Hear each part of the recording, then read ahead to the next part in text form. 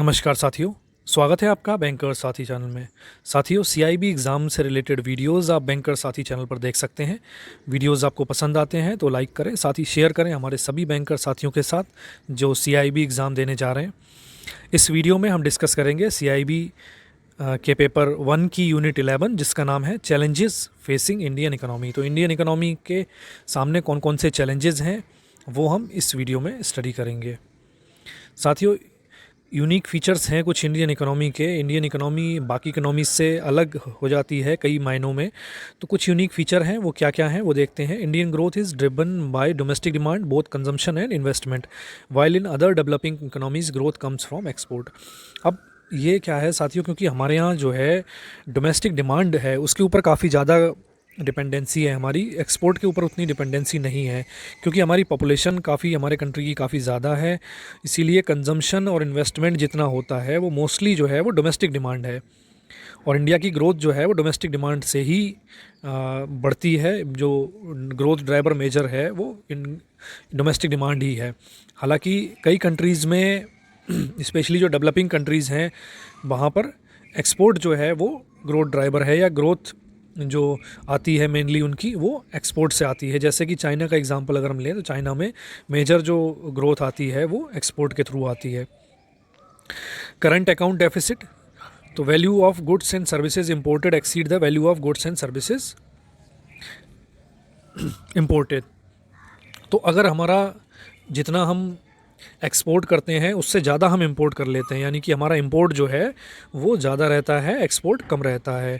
अब Indian economy का ये यूनिक फीचर है, क्योंकि हमारा इंपोर्ट क्यों ज़्यादा रहता है, क्योंकि उसमें कई चीज़ें ऐसी हैं जैसे कि सबसे पहले है जो पेट्रोलियम प्रोडक्ट्स हैं, क्रूड ऑयल है।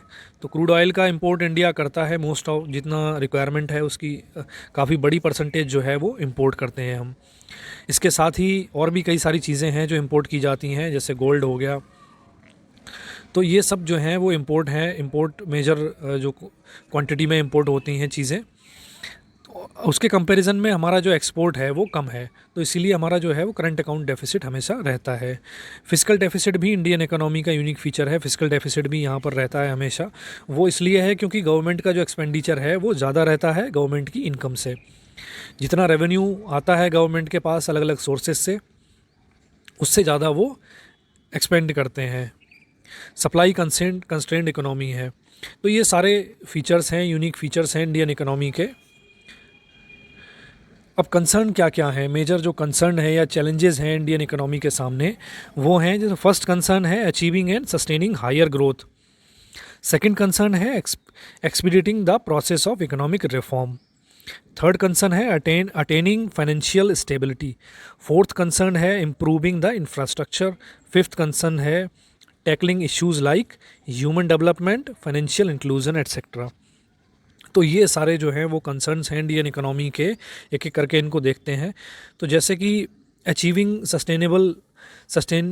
Sustaining higher growth, achieving and sustaining higher growth, तो कोई भी इकोनॉमी है उसको ग्रो करने के लिए, स्पेशली जो डेवलपिंग कंट्रीज़ हैं इंडिया की तरह, जिनकी इकोनॉमी का साइज़ अभी उतना ज़्यादा नहीं है, तो काफ़ी जो है पोटेंशियल है अभी ग्रोथ का। तो ये बहुत ज़रूरी है कि हायर जो ग्रोथ रेट है उसको मेंटेन किया जाए, जीडीपी एक अच्छे रेट पर प्राइस ग्रो होती रहे।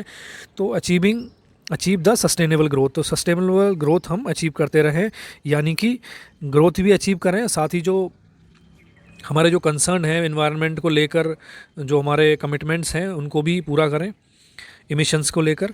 टैकलिंग ग्लोबल इकोनॉमिक स्लोडाउन, तो ग्लोबल इकोनॉमिक स्लोडाउन की जो पोजीशन बीच बीच में आती रहती है उसको टैकल करें अच्छी तरह से और ग्रोथ को उससे इफ़ेक्ट ना होने दें।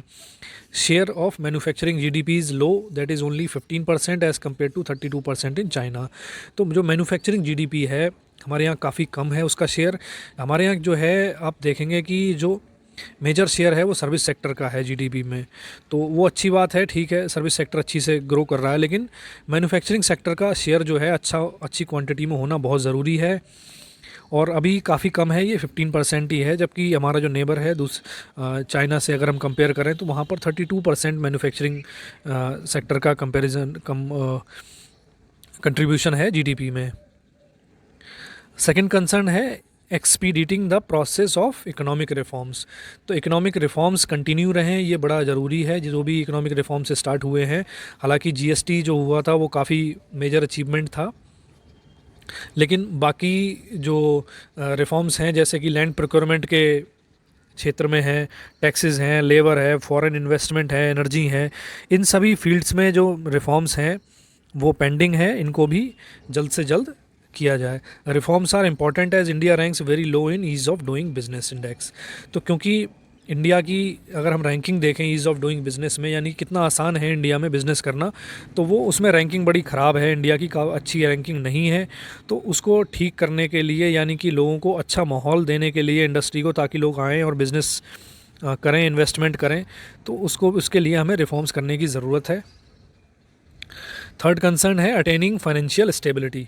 तो फाइनेंशियल स्टेबिलिटी अटेन करना काफ़ी ज़रूरी है किसी भी ग्रोइंग इकोनॉमी के लिए, ताकि, और वो हम कैसे कर सकते हैं, उसको हम कर सकते हैं अपने फिजिकल डेफिसिट जो है उनको कंट्रोल में ला के, उनको टैकल करें, उनको बढ़ने ना दें, एक मिनिमम लेवल पर उनको लेकर आएँ। एग्रीकल्चर ग्रोथ हमारी बहुत कम हो गई है। एग्रीकल्चर जो है वो एक समय पे सबसे बड़ा सेक्टर और कंट्रीब्यूटर हुआ करता था जीडीपी का, लेकिन उसकी ग्रोथ काफ़ी कम हुई है पिछले कुछ सालों में, और हमारी मोर देन 50% जो पॉपुलेशन है वो एग्रीकल्चर पर डिपेंडेंट है। तो एग्रीकल्चर का ग्रो करना काफ़ी ज़रूरी है, क्योंकि एग्रीकल्चर ग्रो करेगा तो जो लोग एग्रीकल्चर पर डिपेंडेंट हैं उनके हाथ में पैसा आएगा, उनके हाथ में पैसा आएगा, परचेजिंग पावर उनकी बढ़ेगी, तो वो जाके सामान मार्केट से चीज़ें खरीदेंगे, तो फिर कंजम्पशन बढ़ेगा, उसकी वजह से ओवरऑल इकोनॉमी हमारी बूस्ट होगी। Increase the competitiveness of export goods. और ये भी काफ़ी ज़रूरी है कि हमारी जो गुड्स एक्सपोर्ट होती हैं उनकी क्वालिटी हम इस तरह से मेंटेन करें ताकि वो इंटरनेशनल मार्केट में कम्पीट कर पाएँ। और फोर्थ कंसर्न है improving the infrastructure.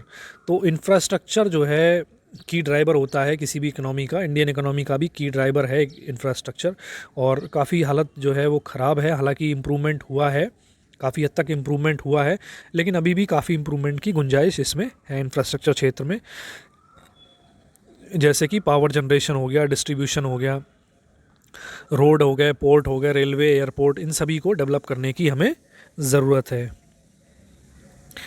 Next concern, fifth concern है हमारा इंडियन इकोनॉमी का, tackling issues like human development, financial inclusion.